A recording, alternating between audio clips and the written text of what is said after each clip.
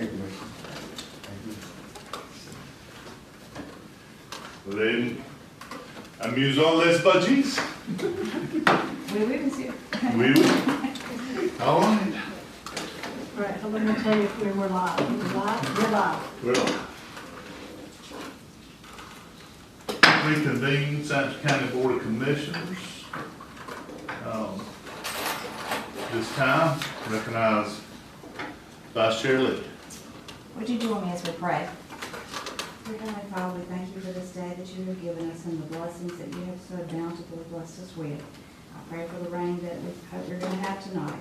And thank you for all the staff that have worked so hard in this budget and bringing it to the county. And thank you again for Sampson County that we love so dearly. Give us wisdom, and thank you again for all your many blessings. In Jesus' name, amen. And Commissioner Kivett will lead us. Facing this way.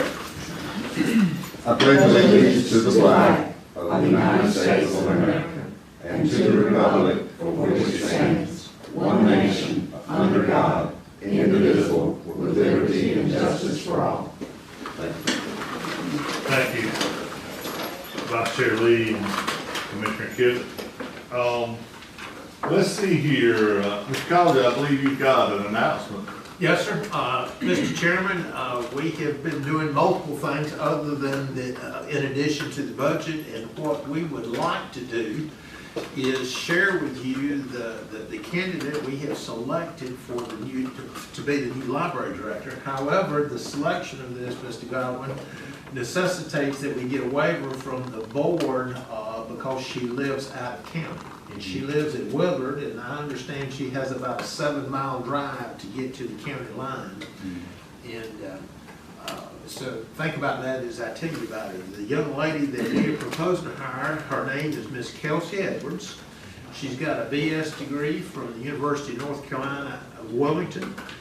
She's got a Master's of Library Science from North Carolina Central University.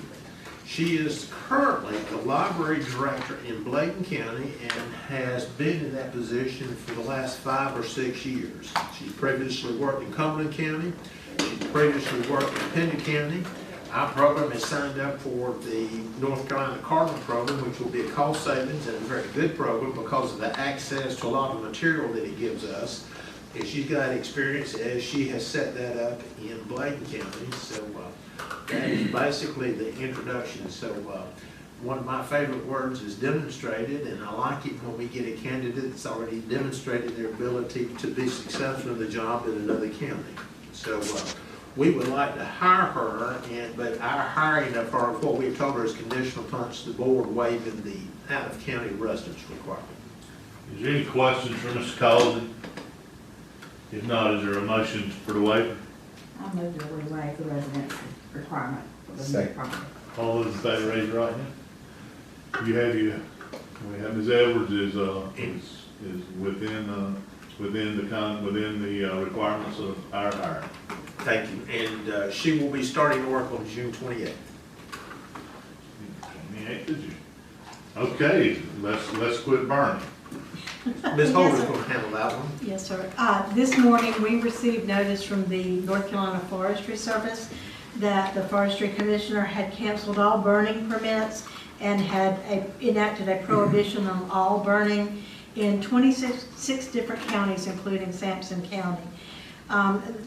This is, of course, due to the weather. Of course, it rained today, so that helped. But because of the potential for fires, they had enacted this. It took effect at noon today and would stay in effect until they otherwise cancel it. The only concern with that is that a burn ban did not apply to any fires within 100 feet of an occupied dwelling, and that falls on local government. So our interim EMS director and our fire marshal has requested that the board, in accordance with our fire ordinance, ask that our board also declare a ban on outdoor burning within 100 feet of an occupied dwelling. And this would be in conjunction with the ban at the state level. It would be effective today and would remain in effect in conjunction with the other ban. So when it is lifted, ours would be lifted as well. Perfect. Point of reference, only rain south of SD's corner. Oh, well then all the more reason to It do did rain this. on our side of town. No, we No, it poured here. Well, wonderful, wonderful. concrete, give that concrete a drink right there. Is there a questions or is there a looming motion? Mr. Chairman, I move that, we declare a ban on all outdoor burning within 100 feet of occupied dwelling in conjunction with the burning ban of the North Carolina Forestry Service, which is effective May the 24th to the 21, remain in effect until, the state ban is lifted. Second. All those in favor, raise your right hand. Thank you, Commissioner Gall, Commissioner Gibb. Okay. Well, brings us down to 3 and 5. I think Gordon is. Yeah, it was embargoed until. That's legit. Okay.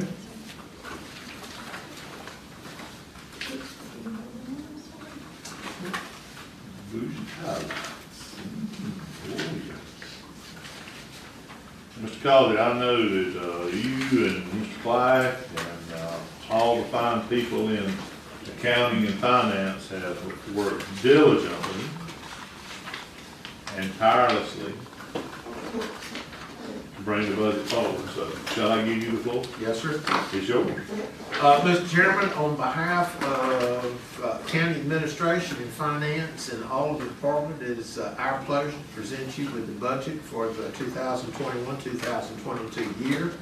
I will tell you, this has been an unusual budget in that we have worked on the closing of the loan and the beginning of construction for the EMS building, and we have been working with basically at some level the hiring of probably 4 different department heads, of which progress is being made in all of those areas. So we've had a busy time for the last few years.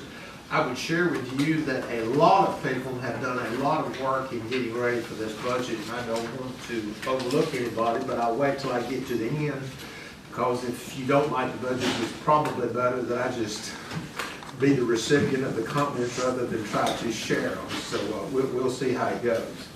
The budget is divided into 4 parts. It's the introduction, the highlights, the challenges, and the drivers. And I will tell you that the budget is a little bit more unusual than it has been because there's a little bit more information and trying to give some explanation of some things and where we are and what we're trying to accomplish. All of which you will have opportunity to think about and decide whether you like the recommendations or whether they need to be altered in some fashion.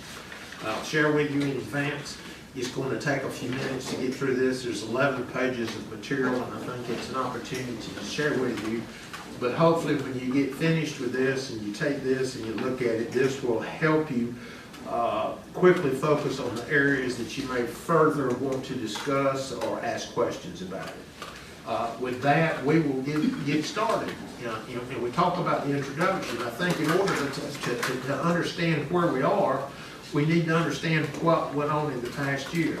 I told more lies in 2020 than the sum total of all of the years beforehand, because when we started out in January and February of 2020, we weren't expecting what we got. So I was having all of these conversations with all of these people, telling them all the good things that was going to happen and what we were going to do. And we literally started off, we had the planning session, and I think we were somewhat optimistic at that. We had departments give us their budget requests in mid-March, and we started having a few discussions and a few meetings with department heads, and we were talking about these things that we were going to do. Then all of a sudden, the pandemic started, and we started talking about all of the things, and the lockdown, and this and that and the other, and we began to realize we might not be able to do what we thought. Well, in any circumstance, by the time we got into the 1st of April, we had pretty much decided we need to scudder what we had been working on. And if you recall, we basically came back and implemented a brief print of the previous year's budget with the idea that we were going to come back at the mid-year and try to adjust it as needed, and that's what we did. Fortunately, we did not have the pain that some areas had, and we seem to be in fair shape depending on what the future is. And as I talk through this thing, I'm going to tell you basically where I am so you can read along or see the areas that we're talking about. And in the introduction, in the bottom half of page 1, Sampson County government did not experience the devastating financial effect that was encountered by many governmental units. And we were able to make realistic positive adjustments following the mid-year review. Thankfully, it does not appear now that significant improvements have been made in controlling and reducing the effects of COVID. The economies are beginning to recuperate and the county's financial position remains sound. Thus, we can present a budget that again begins to consider some of the many challenges that we face. We propose that this can be accomplished with no increase in the tax rate. Okay? So I told you that we would get that out early. The first thing we want to do to give you perspective on where we are is let's start with a few of the budget highlights, and I'm at the top of page 2. Audit for the fiscal year ending June 30th of 2020, we increased our general fund by $2.5 million. The Sampson County's long-term expenditures decreased by $4,406,969. That's fairly remarkable. The tax rate last year was at 0.825. Our collection rate was a little more than 97%. Again, my hat is off to everyone, and particularly the tax office, for their work in giving us that. Emergency services facilities, that building is underway. The total development of the new facility is budgeted at approximately $18,400,000. The county was able to obtain $9,979,453, or 54% of the total project cost in grants. And I think everyone should be proud of the work that has been done in that area. Economic development has been a priority for the last several years, and this is number 4. The board agreed to purchase property in the park here in Clinton for $2.1 million.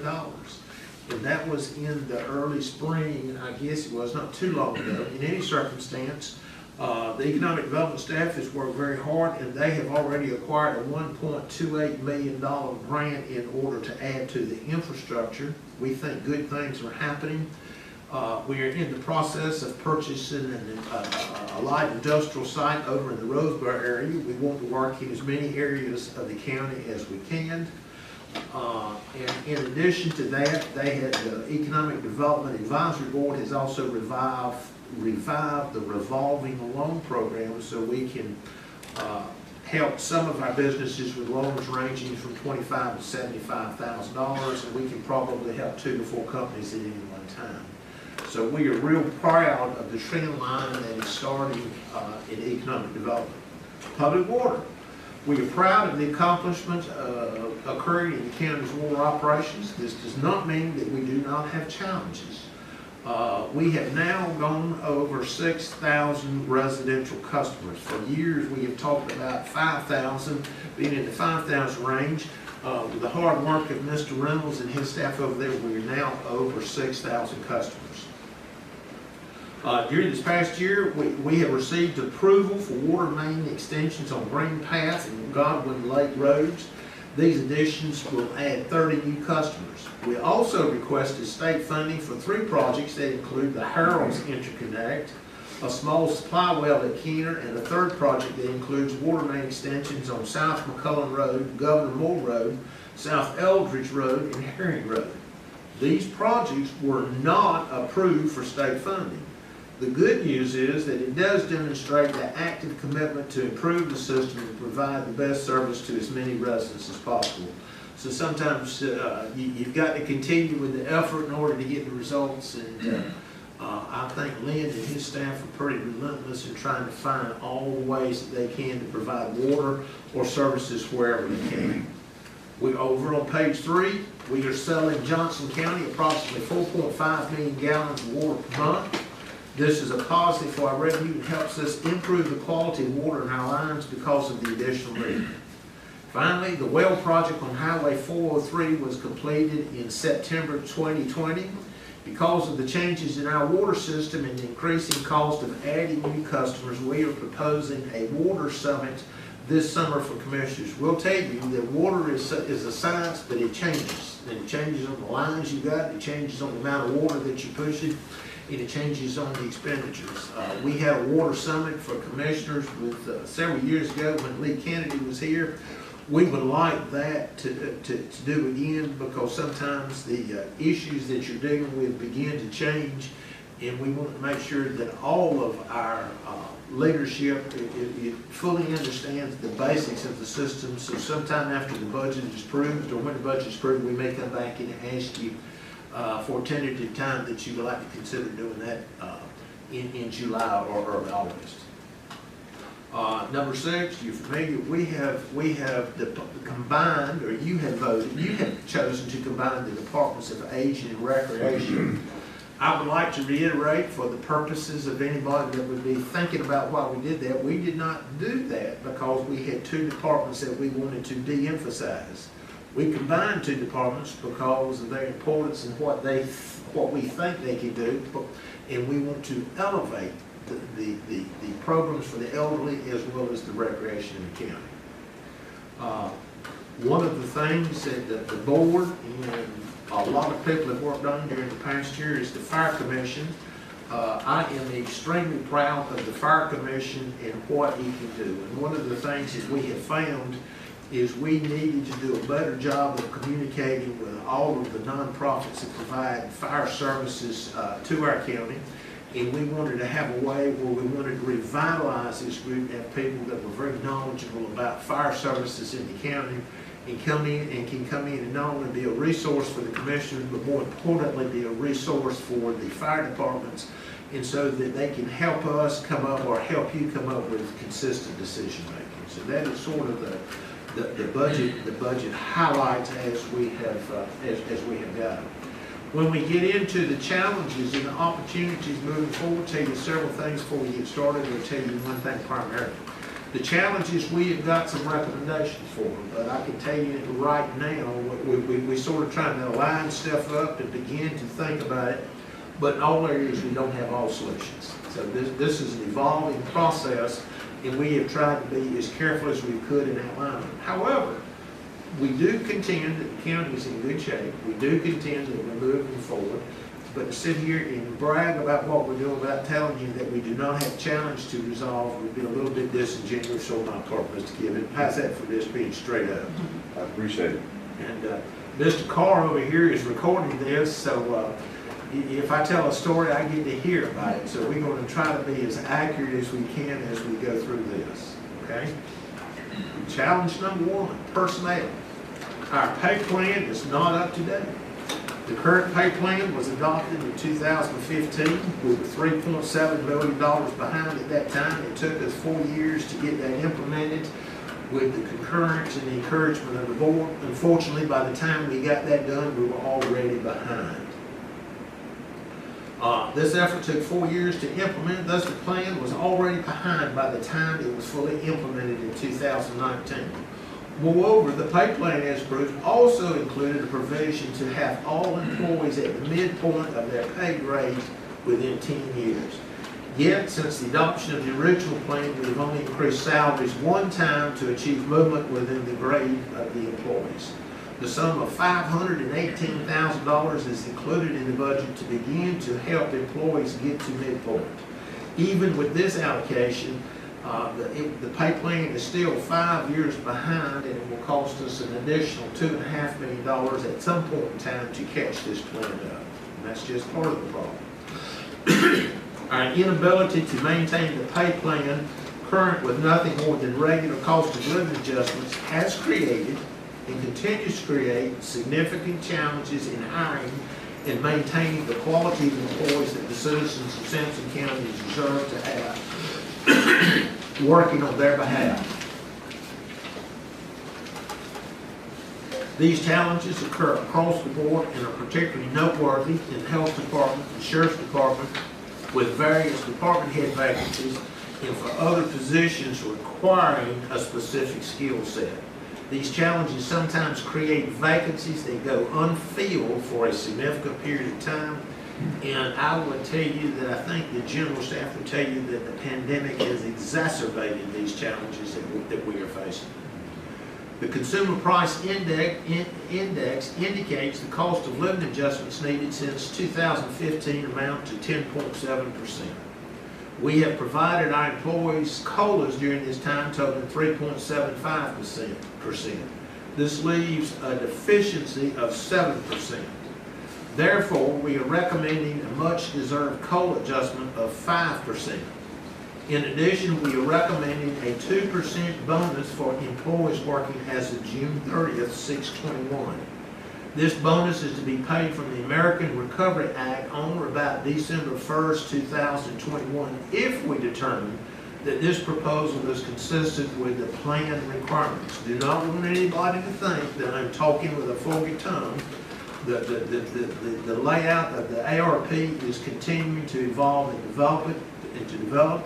I'm not sure if I was responding today that we can do this for everybody, but we're hoping as the clarity comes over the next month or two, and after we get the budget process behind us, that we can spend a lot of time concentrating on it.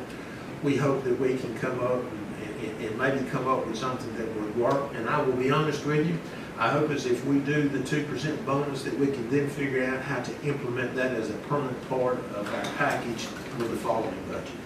And I have just hit you with a lot, all there in one shot, but I will tell you that our employees and the salaries, that is a significant challenge that whether we do it now or next week, it has got to be dealt with.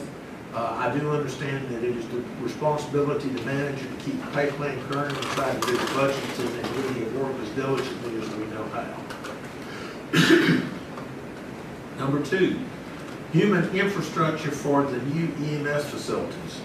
We have talked about for the last 5 to 7 years, we have talked a lot about getting the new facility. Commissioners are to be commended for the hard work and the efforts made to provide the funding to get this new building in place. But the new building is only half of the equation. In order to have the new building to function at the level that it should, we've got to make sure we've invested time and resources in the human infrastructure. And this does not mean we've got a poor staff. This does not mean we don't have dedicated people. We've got many dedicated people over there. But what we have got to do is provide the leadership and make sure that we've got the most up-to-date training, career ladders, and whatever else we need to make sure that we've got a human infrastructure and a delivery of services that is compatible with the quality of the facility that we have. And this, I think, particularly when we get to the point where we're hiring a new EMS director, I think you will see us move aggressively to try to work with this. Okay? Number 3, long-term capital improvements. There's a lot of verbiage here and a lot of comments, and there's one that can lack some solution. But I think the reason that we wrote this paragraph the way we have written here is we want everyone, and I'm not talking about just the commissioners, I want anyone that is interested in education in Sampson County to understand why we are where we are, and in order to solve this, it is going to take everybody coming to the table to underscore the problem. And I think when I get finished with this, you will see exactly what I am talking about. We acknowledge the responsibility of county government to provide for the long-term capital maintenance improvements of our schools and community college. We also acknowledge the available funding for these improvements is limited. It is important that everyone understand why these funds are limited. The capital improvement programs for schools that began about 20 years ago yielded 3 brand new high schools and 1 elementary school. To establish a responsible repayment plan that did not cripple the county's overall fiscal stability, it was agreed and understood that the lottery funds received for education would be dedicated to retiring this debt.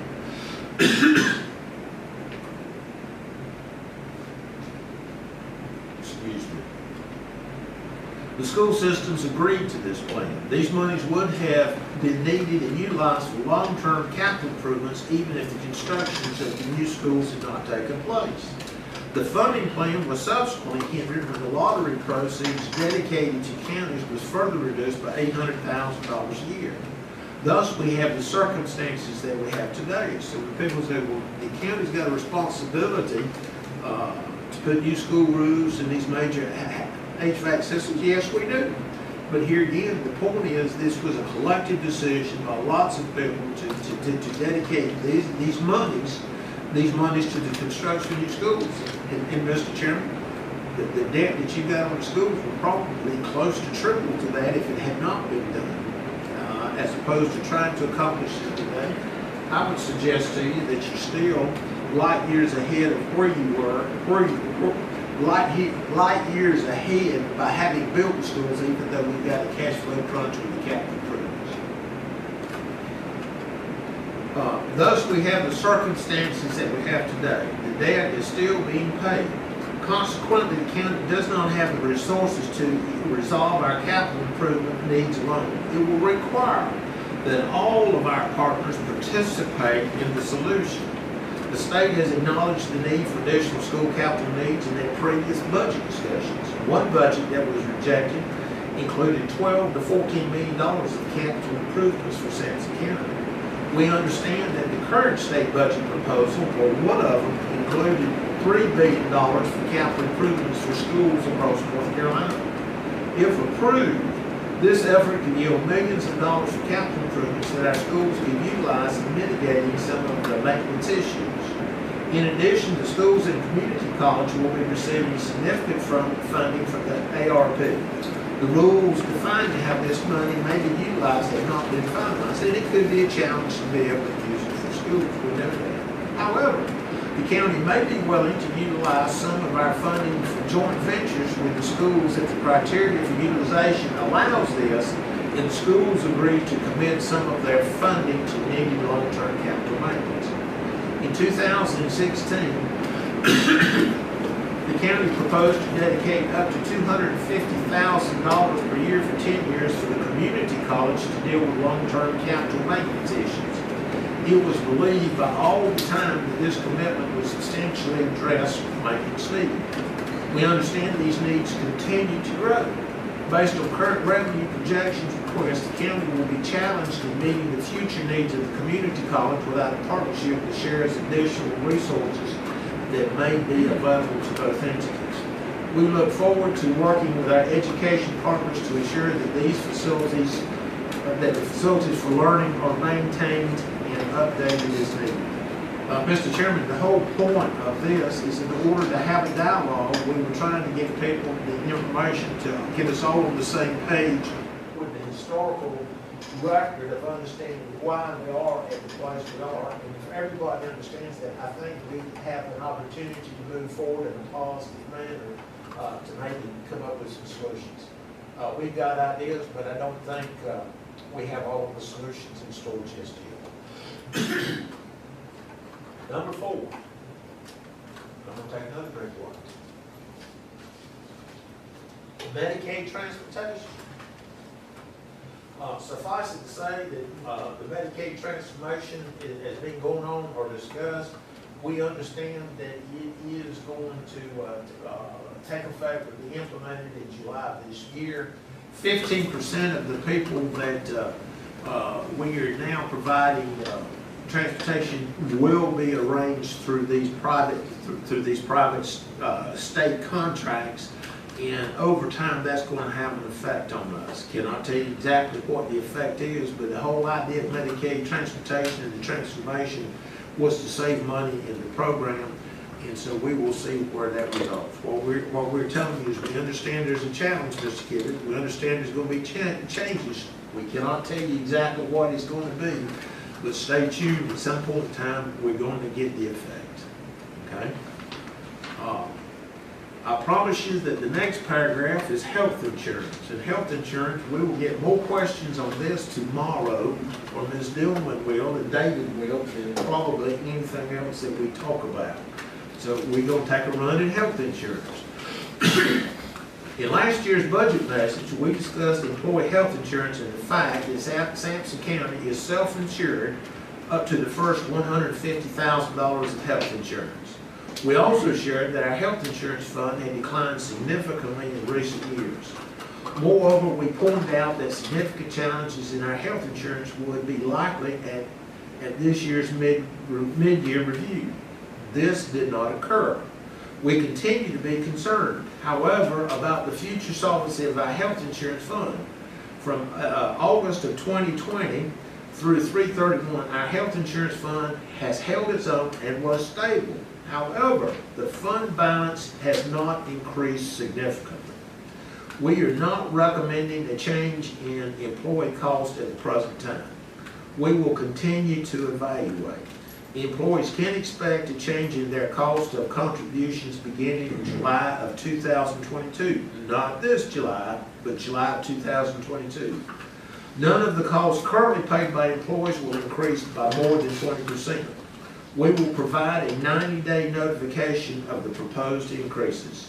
The county has held rates that employees pay unchanged since 2019. Since that time, the county has paid an additional $71 per month in premiums for each employee, is budgeting this year an additional $40 per month payment in the coming fiscal year, and is expecting the budget to yet again do a $40 a month increase in 22-23.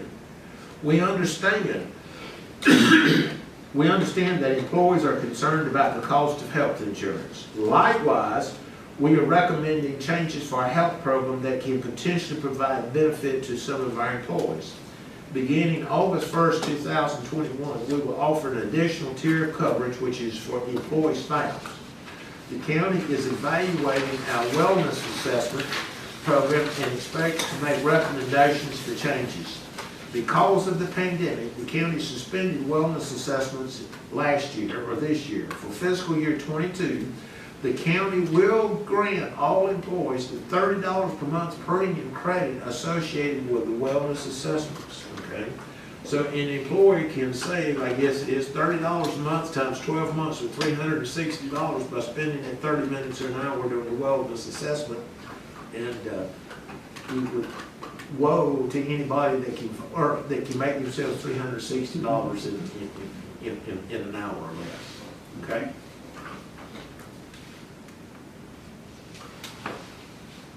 I want to talk with you about elections for just a minute. Sometimes when you're working on budgets, Ms. Lee, you come up with these sidebar issues that you've got to evaluate and you've got to work through in order to get your budget together, because you've got to get an answer for it.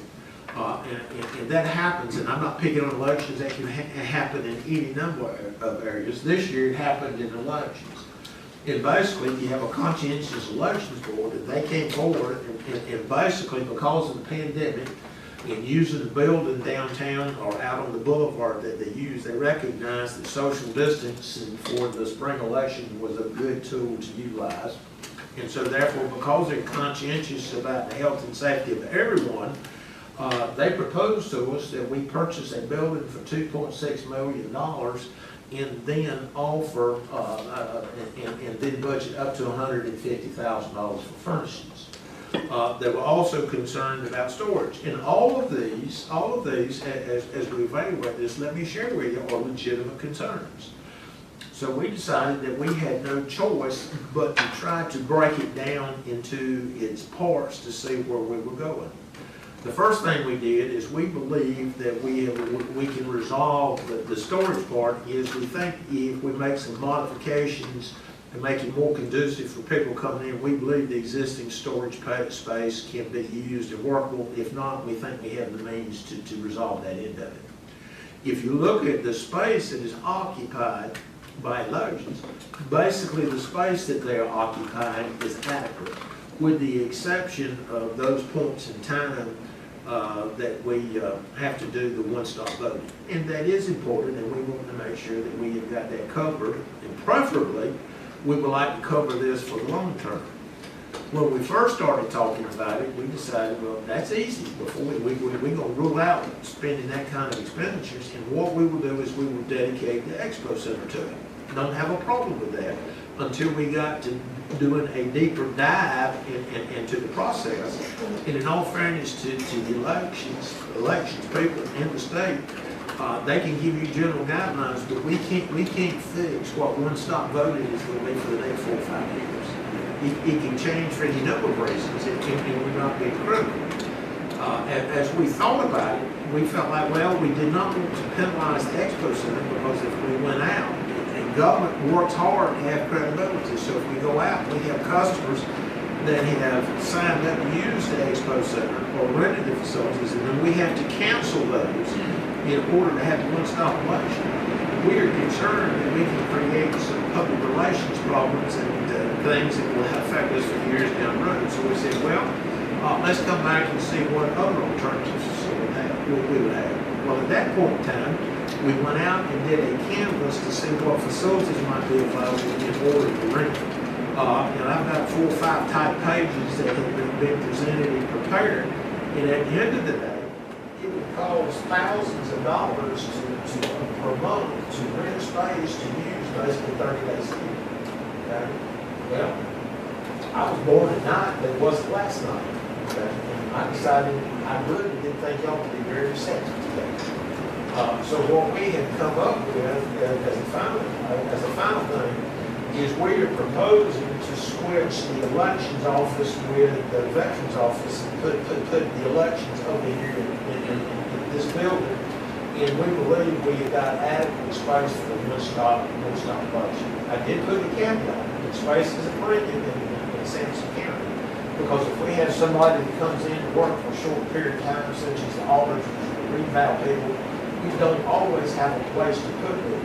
So even though we're going to put elections over here, or it is our proposal to do so, we're going to say we certainly have access to the entire building during the time of one-stop voting. But when we have those temporary needs for utilization of space, we do need to reserve the right to utilize that, because I would hate to then sit over there with empty space and have to go out and rent space to house somebody else that's going to work with us. So that is sort of where we are, and we welcome any feedback. The one thing I will tell you, we think we've got a good solution, but I can tell you one thing is a fact, it is for sure. We have spent a lot of time chasing this subject, trying to get to something that has an equitable end. The next thing I want to talk to you about is environmental health. As of March 31st, we started out, well, we have staffing for 6 people in environmental health. As of March 31st, 3 of those people had retired, 2 had been transferred, and so we had 1 person left. Okay? We are in the process to revamping that group. We've hired several people, and we also have a new environmental specialist that I think maybe some of you have already had some contact with, and we think good things are going to happen. But it's going to take a little bit of time to get that bit done. For the public that may be listening on YouTube, we do acknowledge some of the challenges, but we have a young man over there that I think really wants things to be accomplished in a timely fashion, and we'll see that. We are proposing in this budget to add 1 additional specialist position to them for the long term. I will also tell you, and it's going to come in a little bit further in item number 8.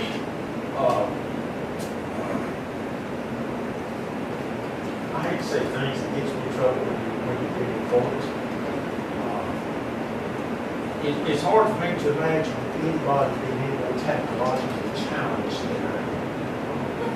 I have people that, in order to maintain good relationships with me, when I ask them questions, they have to cover their mouth from laughing at the question I'm asking from the assistance that I'm providing. However, I do understand what works on the computer system, because I know the things that I use, I know the programs. And one of the things I am happy to do is I want to help us get to the point that that not only are we benefiting our employees with the technology, but we're benefiting the public. And benefiting the public means is you figure out how to get technology that works and works easy. And I think as we move forward, my brilliance is to get technology to be purchased and utilized. The county manager is going to have to be able to operate it. If he can't operate it, it's probably something we want to go back to the basics of. One of the first things I want to attack at some point in time is review the technology for environmental health and inspections, to make sure that we've got the best technology available for them to utilize. And a price tag on that is not included in the budget. You'll see reference to just a minute. Customer service and information technology. If you remember 2 years ago, we started out with the technology plan, and we were big guns, and pretty much after we got that COVID hit, and that technology plan is hit a backseat. However, the interest in technology has increased during the pandemic. What we have found out during the pandemic is technology is important. Okay, and now people are routinely Zooming. We've got excellent staff in the administration that do work. Everybody wants to utilize Richmond as much as they can, and there's just a range of things in technology, both the videos and both the programs, and we want to enhance that. For example, one of the things we have learned, for example, is people in the library system, they like curbside service. That may be the kind of thing we want to continue. We're seeing an increase where people are like or more inclined to make appointments now in order for services. So those kinds of things are telling us that maybe we need to enhance our technology side and utilize what we learned from the pandemic. And we talk about trying to improve things. Here again, we're not dissing anything that is in existence. We just decided we want to elevate the importance and make it better. The first thing that I am proposing down here is we would like to have an IT audit in order to evaluate exactly what we've got, to sort of give us some indication of what we need to be doing and how we need to be going about it, and give us some guidance. And let's knock down that plan and see where we are and see what we can do. I would tell you that probably, I would venture to say you probably hear more about information technology and future budgets as much as any other subject that we can have. Okay? All right, now I'm ready to proceed into the budget drivers, and we will go through these very quickly. And this will give you some indication. I can look at Mr. Kibbe and say, well, he's got that. Where's the money coming from for this stuff? Okay, I've already seen that. Sales tax, we are projecting an increase in sales tax revenue of $1,200,000. Property tax revenues, property tax collections are expected to increase by $1,121,258 net of incentives. We are projecting a collection rate of 97%. The tax office staff continues to do a good job of servicing our tax budgets, and we think that is remarkable. Fund balance appropriated, we are proposing, as we do in previous budgets, number 3 on page 8, $1,880,000. We hope that the lapsed salaries will eventually save that, or we really won't be going into the general fund. If you remember last year, we still increased the general fund to $2.5 million. I do note down here that $750,000 is coming from the general fund to help purchase the radios for the sheriff's office. Okay. Capital outlay funding for public schools. The city school system has requested $530,000 in capital outlay funding, and the county school systems has requested $1,895,000. We are projecting $1,324,000 to be available from the annual sales tax received and designated for schools' capital outlay projects. In addition, we are proposing to include $323,275 as noted in section 5 below in this distribution. Therefore, the projection for the city schools will be $447,000 and some change, and the county schools will be $1,200,000 and some change. Please note the aforementioned comments on the long-term capital needs, and we still have those to address. Number 5, now you'll find this paragraph interesting. The county schools have requested an additional $340,805 for current annual operating expenses. And the city schools have requested $41,174. We are required to fund both systems at the same student rate. Using our basic budgeting technique of ensuring proportional funding for the operational expenses based on county general revenues, we are projecting available funding in the amount of $819,977. For the first time, our project funding exceeds the requests that were made. okay? And we thank those schools for their efforts in bringing these requests forward. We are proposing, to be good neighbors, we are proposing to fund the county schools $341,804 and the city schools $154,898. This leaves a balance on the formula of $323,275, and we are proposing to add this to the capital outlay for public schools. And we're hoping that will be seen and received as a positive gesture of trying to operate at the best possible level. Sampson Community College, we increased the operational funding for the community college by $91,724. We are projecting a 6% increase in operational expenditures, which is similar to the increase for public school systems. In addition, we are proposing $250,000 for capital outlay. Please see the discussion of capital needs for the community college as outlined above. Cost of living, we are recommending the COLA for county employees of 5%. We're proposing an additional 2% bonus to be paid on or about December 1st, 2021. This bonus will be paid from the American Rescue Plan if the proposal is determined to be eligible expense. And here again, that's not an absolute guarantee. In addition, we have included $518,000 to help employees get to the midpoint of their grade within 10 years.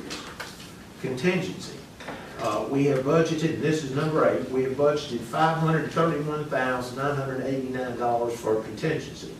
There are several potential items that could be requested from contingency as they have not been budgeted. First, we have not included additional funds in the elections budget for a potential second primary. Second, one of our priorities for environmental health and inspections is to ensure that we have quality software that is both customer friendly and enhance the efficiency and productivity of both operations, and we have not included that. Number 9, the detention center and sheriff's office. Operating expenses for the detention center and sheriff's department are $4,534,028 and $9,041,268 respectively. The total budget for the sheriff's department is $13,575,296 and does not include the $1 million for radios that will also be expended. The total budget for the sheriff's office in 2011 was $9,008,543. Total expenditures for the sheriff's office have increased 62% over the last 10 years. The citizens of Sampson County can be very proud of the financial support provided to the sheriff's department. The cost of operating funding the sheriff's department, as well as all budgetary increases, does give us pause. However, the sheriff has obtained a contract for housing federal prisoners. These efforts to offset a small portion of the total cost of operations are certainly commendable. Okay? Department of Social Services, we are projecting an increase in operation cost of $996,117. $670,000 of that is associated with the 5% salary increase. There have also been significant increases in legal expenditures. There's also a projected increased cost of the county's share of foster care, is there will not be continued federal reimbursement for children placed in congregate care. And let me explain that. That is not a necessary desire. So the state is now telling us if we have to put children in congregate care, we're going to have to pay for it. Well, we wouldn't put them there if we had other facilities available. And a lot of the children that are placed in the congregate care have special needs. So it sort of seems a little bit odd that the state would do that, because it seems they ought to be helping us a little bit more. Health Department, the budget for the Health Department increased by $195,000, primarily due to salaries. Cooperative Extension and Beaver Management, Ms. Lee. The Cooperative Extension budget has increased by $112,684. Approximately $69,000 of this increase is going toward Beaver Management. This increase will allow us to have a full-time person working on beaver issues in Sampson County. The efforts over the last several months with increased expenditures have proven very useful. I will tell you that the beaver problem is significant, and this is something that we can no longer avoid not addressing and trying to put some effort in, and it does appear that we have made progress, and we are delighted with this. Number 13, rescue. The projected rescue budget is $5,780,824. We will share with you that $362,000 is for 2 new ambulances and $159,000 for other equipment. Fire departments. 2 fire departments are requesting an increase in their fire tax. Aging, the general funding contribution of aging is increasing to $74,924. Exposition Center, their increase is $63,000, and most of their increase is due to a loss of revenue. Revaluation, we are budgeting $122,000 to start this, and generally that costing a range, David, for about $1 million. Yes. Okay, and so we want to make sure by the time the next reval comes up, we've got the money set aside for that. Special appropriations, in recent years, we have limited our consideration of new initiatives.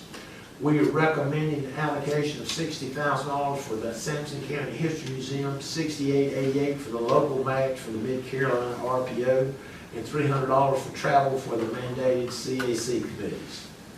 Debt service, we are proposing 16 sheriff's vehicles, 2 ambulances, and 1 truck each for inspections, recreation, and aging. The retirement system. The county's contribution for our share of the regular employees' retirement system will increase, going from 10.4% for all employees except law enforcement to 11.4%. The rate for law enforcement will rise to 12.04% from 10.84%. The county is part of the local government retirement system. The rates that we pay on employees' gross salaries are set by the state. Okay, and actually, the last statement I put in this paragraph, I'm putting for probably to help our employees better understand the package of benefits that they get. It may be helpful for employees to consider that these mandated and increasing costs impose a limitation on the funds available to fund the cost of health insurance, but that retirement system contributions are a benefit in and of themselves. Elections, that decreased by 15,830. We've talked about that. Capital reserve, we're talking about, we are going to set aside our $350,000. However, in recent years, we've been spending that on some of the upkeep. We are proposing to evaluate and investigate and put a new roof on the courthouse. Okay? Personnel is something that always catches everybody's interest.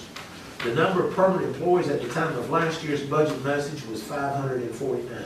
We have received requests to add the following positions: 1 position for environmental health, 1 position for recreation, 1 part-time position in DSS to full-time, 2 sheriff's deputies, and 6 paramedics. We propose to add the following positions: 1 position for environmental health, 1 position for recreation, convert the requested DSS part-time position to full-time. 1 detention center position for the sheriff's office. This position replaces the position that was temporarily assigned as an administration position. We agreed to recommend this change at some point in time several years ago when the administration position was determined to be needed. The sheriff has recommended the hiring of 2 additional deputies. At present, they are operating with a number of vacancies. We will defer consideration of this recommendation until all vacancies are filled. So if you're adding positions and you got vacancies, you're not really accomplishing anything at this point in time. So when we are fully employed, we will come back and revisit. We will hold the request for paramedics in advance and do an in-depth review over the next year. We want to review schedules, headquarters locations, data on calls, better utilization of the volunteers, etc., and respond to our potential needs in the most proactive and responsible manner possible. We will then recommend additional positions as needed. Paramedic resources have been stretched during the pandemic because what happens is wait times at the hospital and all. Sometimes we get vehicles that go into the emergency room or whatever, and they're full, and sometimes they have to wait as much as 3 or 4 hours before they can offload and get back out on the road. And we do want to evaluate and see what we need to do. The addition of these 4 positions will give us a ceiling of 553 employees as of June 30th. Solid waste, increase in solid waste is projected to be 25,646. GIS, we are proposing to continue the contract for additional GIS services in the amount of $90,000. An IT audit, we have budgeted $25,000 for the proposed audit. In summary, we propose a responsible budget to deal with economic circumstances facing Sampson County. And we want to emphasize, we are also mindful of our challenges as referenced herein and do not intend to understate them. We will continue to be cognizant of our challenges and vigilant in our pursuit of solutions. Potential solutions can be achieved only if we develop sound partnerships and understanding with those partners that need our continued assistance. Our greatest concern has to do with the national economy and the potential impact of spending on the future economy. We applaud the efforts of the national government to deal with the pandemic and the needs of our citizens. At the same time, we cannot determine that enough attention has been given to the impact of increasing the national debt by trillions of dollars in a relative short period of time. There will be economic impact from these expenditures. We all want the best for our citizenry. At the same time, the potential inflationary effects of trillions of dollars being poured into the economy without thoughtful and realistic planning could have a significant inflationary impact as well as affect the supplies of goods and services for our citizens. We are especially concerned about these impacts on our fixed income families. Moving forward, we will be mindful of these potential impacts and make the best possible recommendations for operating county government. If you wonder why we ended it with that, I'll tell you very carefully. We look at the citizens and we have concerns. But we sit here and we say, well, look at here, we're really doing some good for our employees, and hopefully we can and will. But at the same time, if we hit significant inflationary bumps, if we're not careful, we're going to take away all of the gains that we do by the positive side. So yes, we have some concerns about the potential of inflation and what it may do to our economy. And I thank you for the opportunity to present this budget. Thank you, Mr. Causey, and as I look around, it's been a lot of hard work, a lot of effort. I know it was a big undertaking, as it always is. And I know, I'm sure commissioners as well as myself, I'm going to need time to digest and reflect. Is there any questions or comments for Mr. Causey or at this point in time? Do you want to make that it's online? Yes, tonight we'll put it on. Go ahead. The budget will be uploaded to our website tonight. Notifications will be made via our social media that it's there. Of course, we're asking as action for you to schedule the public hearings, which you've already done in one board meeting, giving us authority to advertise. But the public hearings will be held at your regular June meeting, if you so direct. Do we need, is that a motion? Do we need? I think it would be good for the record if you will Let's motion that do it. public hearings. So the process would be, the public hearing, at our June 1st meeting. Mm-hmm. And all you're asking at this point is to go ahead and have. Schedule that. Yeah, to schedule that public hearing. Mm-hmm. Now, do you want to schedule beyond that? No, sir, we're just asking you to schedule the June public hearings. And there have to be two because we're required to have a public hearing with regards to the general budget, and almost immediately after that one specific to the economic development expenditures. Could it be all in June? All of 1st? what you happen to open and close them separately, but it's basically the same thing. Right. Okay, is there a motion that we schedule public hearings? Or is there a second? Second. All those in favor? Okay.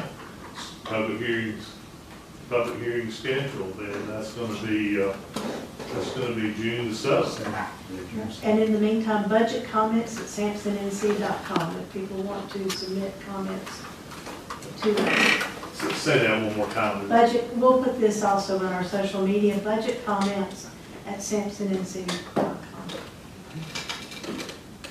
And as we as commissioners review online and digest this overview, what's the action plan for our comments, Mr. Kelly? We are available to meet with you or to talk with you in any way you want to. We can talk on the telephone, you can call us, we can arrange to meet with you individually. When you have your meeting on June 7th, I think it is the date of the June meeting, you may want to have some budget discussions at one time, or you may want to have set up your budget workshop or whatever, and we are prepared to react accordingly. Yeah, well, for me personally, I will circle, for what comments I have, I circle with you folks, so you can have them, and I will certainly counsel all commissioners to get that in. The full budget's 800 pages? Somewhere just over 800 pages is the budget document. Little light reading. Yeah, a little light reading. Yes. We'll print one. No, thank you. Okay. Is there any comments at the moment? If not, does that end the business for the evening? David, you got anything? Nope. We're done. Okay. Well, are we Adjourning. adjourning? No reconvene. Is there a motion that we adjourn? I'll move the we adjourn. Second. All those in favor, raise your right hand. We're adjourned. Thank you, everybody.